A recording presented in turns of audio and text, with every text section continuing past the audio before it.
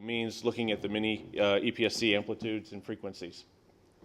One tenet of homeostatic plasticity is scaling up of one tenet of homeostatic plasticity that's different than sort of normal means of synaptic plasticity like LTD or LTP is that this doesn't just occur at one synapse. So what you have here is a sort of a cartoon of two synapses with varying degrees of synaptic strength as measured by the changes in their electric potentials. Upon reduced activities, both of these synapses will scale equally, but still maintain the sort of relative strength of each of the two synapses themselves. Likewise, you'll see a similar thing. If it increase activity, you'll get a decrease in this synaptic function, but it will also be scaled according to which synapse, according to both the synapses. HSP, or homeostatic plasticity, can be mediated by changes in presynaptic release, postsynaptic receptor function, and neuronal membrane properties. Our lab, in recent work, has demonstrated that a small molecule called retinoic acid, or RA, is critical for homeostatic synaptic scaling upon activity blockade. So retinoic acid, or RA, is a morphogen that is critical for neurogenesis and neuronal development. It combines to its retinoic acid receptors, or RARs, which are traditionally thought to be nuclear receptors, leading to the activation of gene transcription. Importantly, RA signaling components and the ability to synthesize RA have been shown within the adult brain.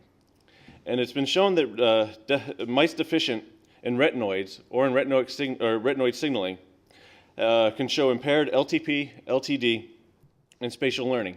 So basically the tenet there is make sure you eat your carrots, get your vitamin A so you have good levels of retinoic acid in the brain. So how is retinoic acid affecting homeostatic plasticity? So in a normal sort of brain synapse, you have a release of glutamate from the presynaptic terminals, which can then bind to ion channels on the postsynaptic side, creating an influx of calcium into the cell, or into the presynaptic terminal.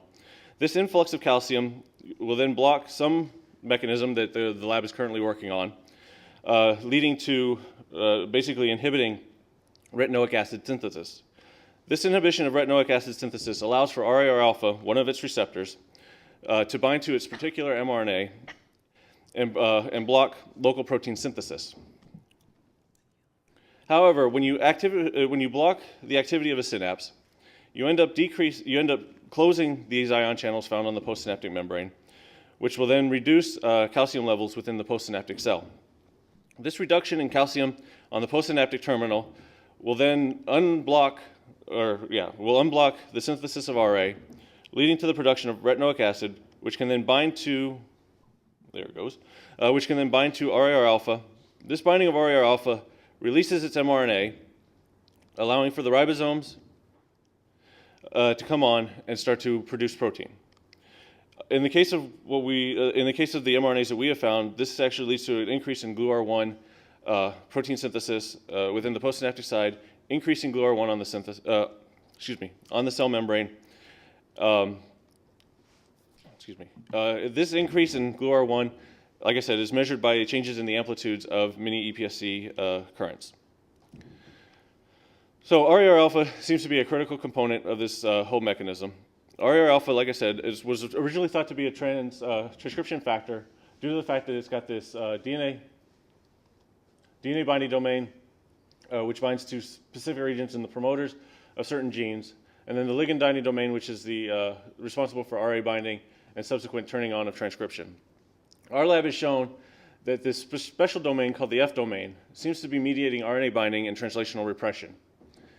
This repression and RNA binding seems to be sequence specific, and that there's this consensus motif found within the 5' UTRs of select mRNAs that seems to be responsible for the translational repression. This is just sort of a summary of the mRNAs that we've currently found that have multiple binding sites for the RAR alpha. The main one of which is the GluR1 5' UTR, and then we have a few others. Aside from RAR alpha, another RNA binding protein that is dear to our hearts, dear to my heart and dear to the hearts of the members in this audience, is the FMRP protein, which we know the loss of causes a Fragile X syndrome. Um, when studying the mechanisms of Fragile X syndrome and the functions of FMRP, the main molecular mechanisms that have been described have been alterations in mGluR signaling and protein translation, altered neuronal excitability and synaptic plasticity, usually through facilitation of LTD, and altered behavior. Given the fact that both RAR alpha and FMRP regulate protein translation and synaptic function, we wondered whether or not FMRP can affect RA-induced synaptic changes. So two talented grad students previously sort of looked at this in both the excitatory and inhibitory transmission. So what they did is they took hippocampal neurons and they treated them they took hippocampal neurons from wild type or Fragile X knockout mouse and then treated them with RA. And what they saw was that in the wild type mouse, you get this robust increase or significant increase in mini EPSC amplitude upon RA treatment that is knocked out or completely abolished in the Fragile X knockout mouse. Likewise, in the inhibitory transmission, they found that in the wild type animal, treatment with RA will decrease the mini IPSC amplitude, which is completely abolished in the Fragile X knockout mouse. This sort of led me down the project and toward the question of how is FMRP regulating RA-induced homeostatic plasticity. So we took sort of the easy approach. We wanted to see whether or not RA synthesis is being perturbed in the Fragile X knockout mouse. It is not. It seems to be they produce RA at the same levels. Secondly, we looked at whether or not the RAR alpha protein is possibly sort of misregulated in the Fragile X knockout mouse. And what we found was that the levels seemed to be equal between wild type and knockout. So I explored the pathway of whether or not FMRP can directly interact with RAR alpha. So I took purified RAR alpha and FMRP, and I put them in a test tube, and I basically allowed them to interact if they choose to. And then I tried to pull down RAR alpha and see if FMRP could come with it. And what I found was that FMRP seems to interact directly with RAR alpha. I then wanted to see if this was in a cellular context, so I transfected cells with RAR alpha wild type or RAR alpha delta, where I've deleted the punitive binding site for FMRP on RAR alpha. And then I pulled down RAR alpha from these cells and looked at the association with FMRP.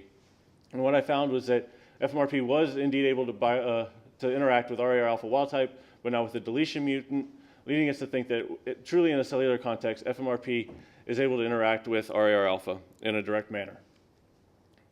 I then wanted to see if our retinoic acid could have any kind of role or in this interaction. So I once again transfected cells with RAR alpha, pulled down, then treated with either DMSO or RA, pulled down RAR alpha and looked at the amount of FMRP that was actually able to bind to RAR alpha. And what I found was that there was a significant increase in the amount of of FMRP that combined to RAR alpha in the presence of RA, leading us to think that this interaction is mediated and enhanced through the synthesis of RA.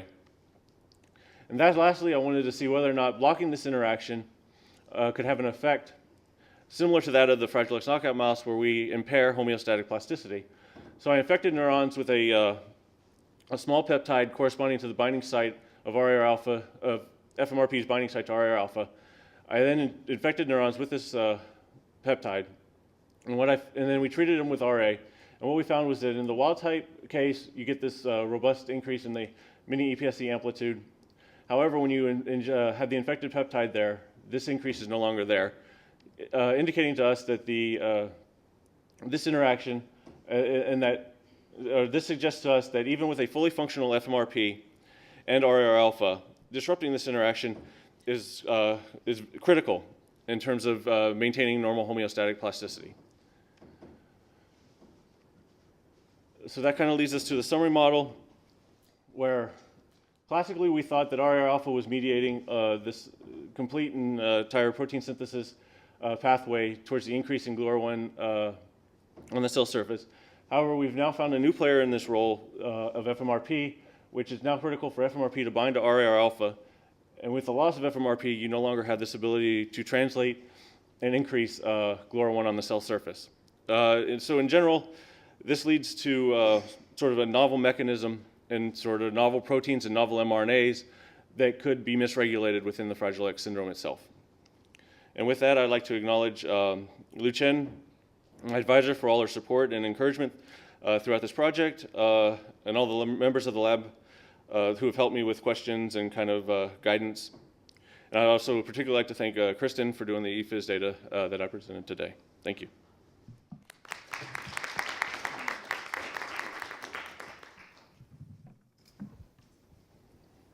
Anthony. Yeah. I think it's working. I have a question. So it seems like you have two RNA binding proteins that are attached to each other. Right. So are you suggesting that the two RNA binding proteins have to bind the same RNA to prevent the RNA from actually being translated? Actually, in this case, RNA is not a key factor in the interaction at all. And in fact, if you look at the clip analysis by Darnell's group a couple years ago, GluR1 is not a target. Right. So none of the targets actually seem to be cross-reacting between RAR alpha and FMRP. So then why are you suggesting there is a synergistic effect between that they need to bind to each other to actually work? So that's kind of where I'm exploring now, is the sort of the mechanism behind it. One of the sort of hypotheses I have is that it's FMRP is affecting RAR alpha's localization, because the binding site for RAR of FMRP on RAR alpha is actually encompassing an NLS, a nuclear localization signal. So I think by having FMRP binding to that signal, you're allowing for RAR alpha to escape the nucleus and get sort of to the synapse where it can function. Possibly that, or possibly allowing it to sort of bring it towards the translational machinery. So it's kind of a sort of a shuttling role, I would say, in that respect. Right. So have you purified the RNA particles that go into the dendrite and see RA and FMRP there at the same time? No, I haven't. That's actually really kind of hard to do, to pull out the granules. There was a former study by another grad student in the lab who looked at the EM data, and they found that those actually do exist in the same granules by EM. I don't know, you can't prove that it's a interaction that's happening there. They could just kind of be there together. But that's kind of where the localization aspect of it all comes in, because I'm thinking that sort of FMRP is pulling RAR alpha into those sort of translational granules in the synapse itself, allowing for the role. So you would expect in knockout you'll have a concentration of the RA in the nucleus that Yes. can extend. Right, and that's what in overexpression studies in neurons or in sort of cultured cells, that's what I see, is I see a high concentration of RAR alpha in the nucleus itself. If I delete that binding site, that's when it starts to actually have more of a cytoplasmic kind of localization. Thanks. Actually, I have a follow-up question on this, because you're focusing on neurons, but FMRP and retinoic acid are expressed everywhere in the peripheral tissues. So you may want to start actually with just other tissues than neurons, or to go to dendrite. If you want to have more material, I would just go, Go for there, whatever. Yeah. The problem we have is I also have no real good antibody for RAR alpha at this point. So I'm trying to kind of work around that, and once I figure out a workaround, then yeah, we can try different tissues or different cells.